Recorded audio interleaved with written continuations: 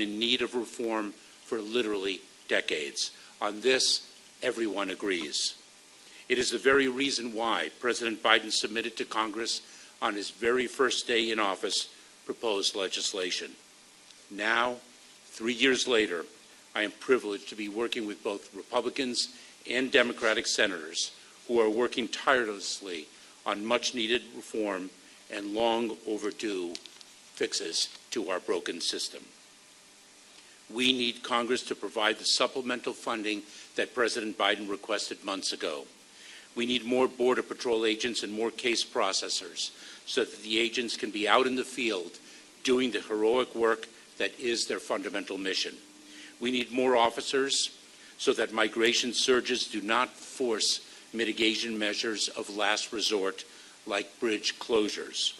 We need more asylum officers and immigration judges so that we can resolve asylum claims quickly, granting relief when it is warranted, removing migrants when it is not, and reducing the 3 million case immigration court backlog that has been growing for years and years. We need more technology to combat the smuggling of fentanyl through our ports of entry, and more facilities to process and detain migrants during immigration enforcement proceedings. We need more transportation funding to facilitate an increase in removal flights, and more resources for detention beds and alternatives to detention, and to bolster our family expedited removal management, or FIRM, process. We have taken bold, necessary actions during the time that Congress has failed to act.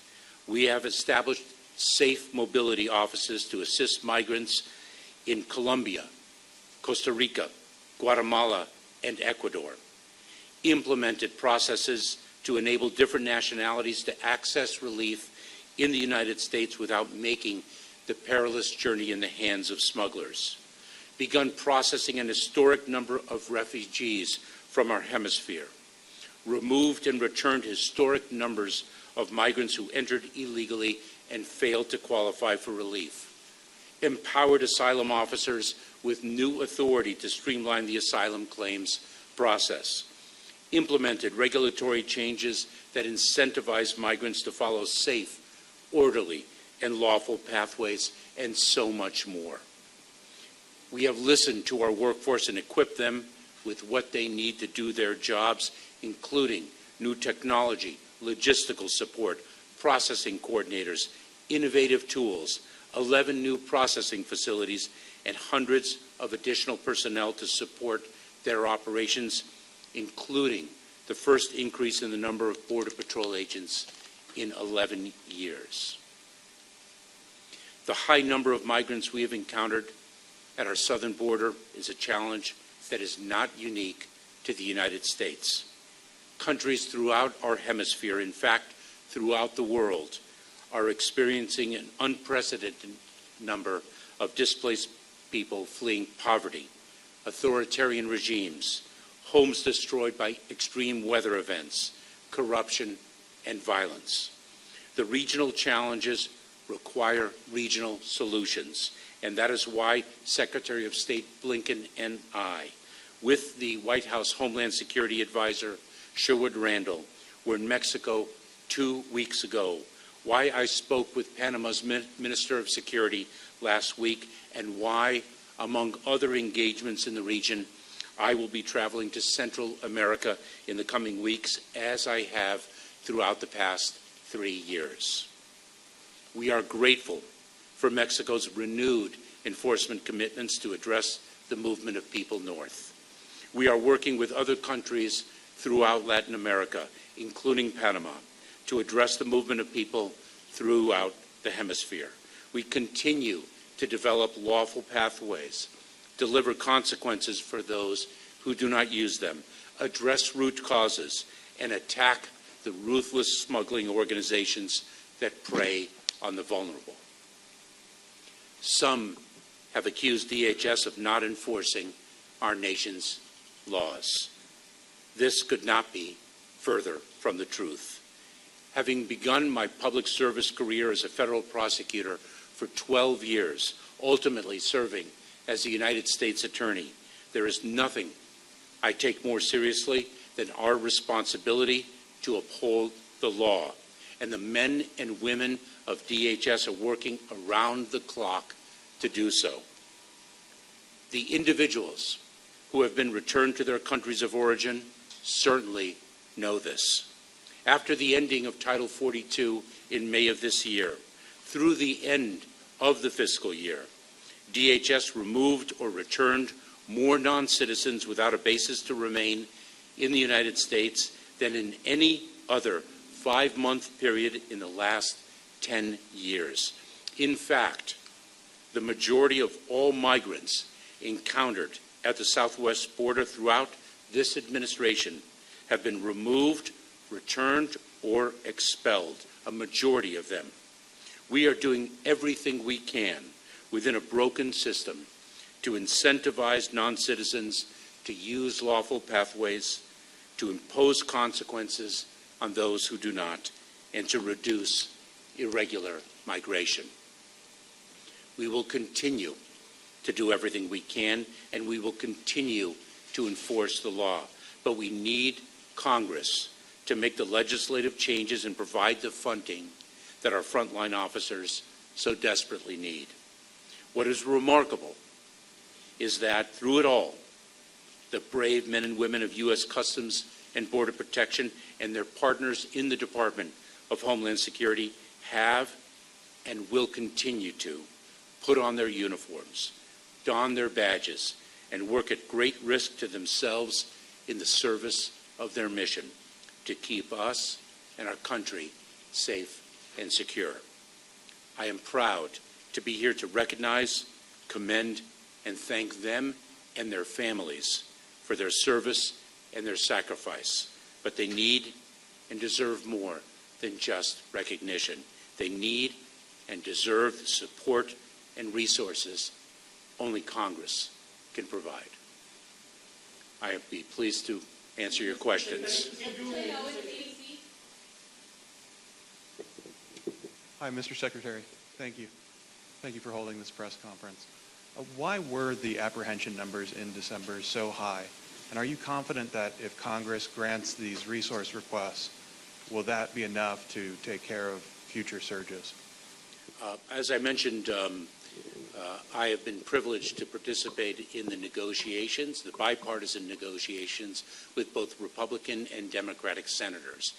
If fixes to our broken immigration system are indeed delivered, if they are indeed legislated, and the resources we need to implement those legislative changes and address the under-resourcing of our agencies, I am confident that that will have a dramatic impact on the number of encounters we are experiencing at the southern border. With respect to your question about the December surge, that was certainly an extraordinarily high number of encounters. It coincides with a time when Mexican enforcement was no longer implemented. The Immigration Enforcement Agency in Mexico was not funded. It is what prompted President Biden to reconnect with President Lopez Obrador, as he has done consistently throughout his administration. The two have a very close working relationship. It is why I, Secretary Blinken, White House Homeland Security Advisor Sherwood Randall, traveled to Mexico 2 weeks ago to ensure their recommitment of immigration enforcement authorities and resources, and for us to also recommit our partnership, not only in the enforcement arena, but critically in ensuring the economic prosperity of both our countries, given our tremendously close economic relationship. Mr. Secretary, you have mentioned a bunch of things that the administration is trying to do, but a new poll shows that 75% of the American people aren't getting it. What can you do message-wise to convince the American people that what's going on with the immigration, as far as the administration is concerned, is in America's best interest? So it is opportunities like this that I will use to communicate the facts to the American people. As we all know all too well, the issue of immigration is an issue that is highly politicized, and it is very important that the American public understand the facts, the extraordinary dedication of the Department of Homeland Security's personnel. All this administration has done, and it's very important that they understand that the challenge that we are experiencing is a challenge that is a function of a number of factors. Number one, what we are experiencing at the southern border is not unique to the southern border or to the United States. The entire hemisphere is gripped with a level of migration that is unprecedented in recent history. In fact, it is something that is gripping the entire world. Number two, we are dealing with fundamentally a broken immigration system, and one that has been in dire need of repair for more than 3 decades. But within the constraints of a broken immigration system, at a time when the world, and this hemisphere in particular, is experiencing an unprecedented level of displaced people, we are creating creative solutions to a significant problem that is not unique to us.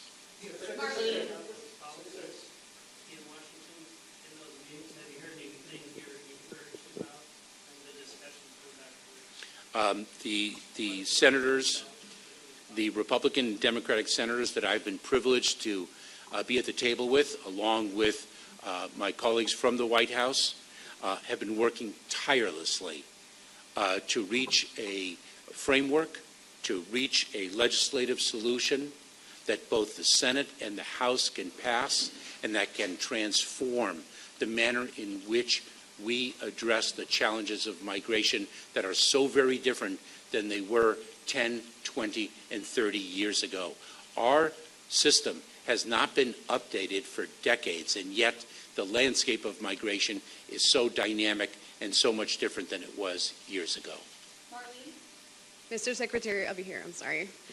Most of the migrants that we spoke to, specifically in December, they come with no address to go to, and they're coming because they're being released. What are the consequences that are going to be taken with these migrants that are being released, and especially the ones that are coming because they see that it's easy to get here?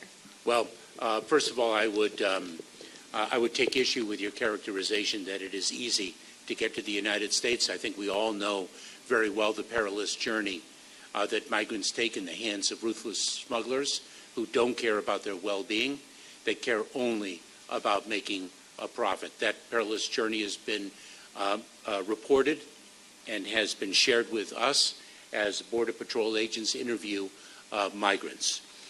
It is very important to understand that when an individual is released, they are released into immigration enforcement proceedings where they can make a claim under the laws that Congress has passed. And if their claim does not succeed, they are removed and they are subject to a 5-year ban on admission. We have returned, removed, or expelled an extraordinary number of individuals, and we will continue to do so as we enforce the laws. Based on the talks with the Mexican president, do you believe that we're going to keep seeing a clean border without massive crossings?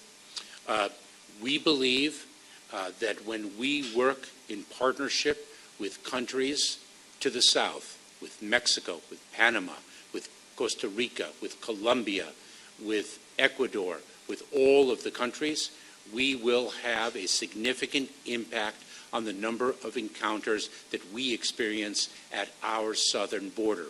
And it is too early to tell whether the significant drop in the number of encounters we have experienced over the past week is a function of the season, the holiday season, or whether it is a function of the fact that the Mexican authorities have resumed their enforcement operations, and it very well may be a combination of both. It is too early to tell, but we're watching it very carefully.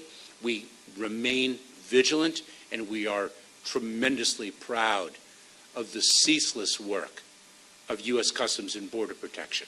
What are you specifically asking President López Obrador to step up, and what are your expectations for the coming visit in Washington again with Mexican officials? Will something practical come out of that?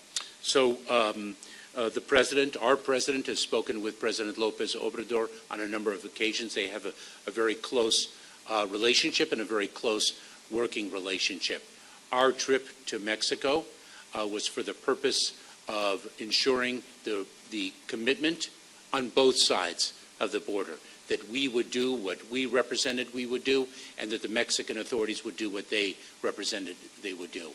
And they are taking a number of enforcement mechanisms, such as ensuring that their checkpoints are staffed along the migratory path, that individuals are removed from the north to the south, that individuals who can be repatriated from Mexico to their countries of origin are in fact repatriated, and that we are able to remove individuals of certain nationalities to Mexico, which we are doing.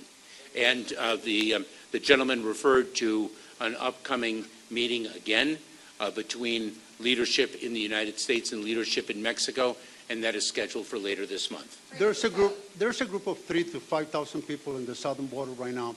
What changes are they going to see once they reach the southern border with the United States? If in fact the Mexican authorities execute on their commitments, many of those individuals will not reach the southern border in the first place. All right, thank you, everybody. Thank you so much. Thank you. Thank you.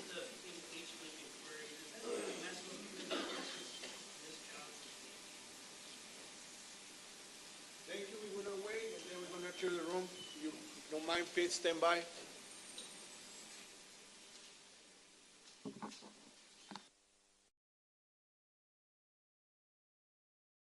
Good afternoon.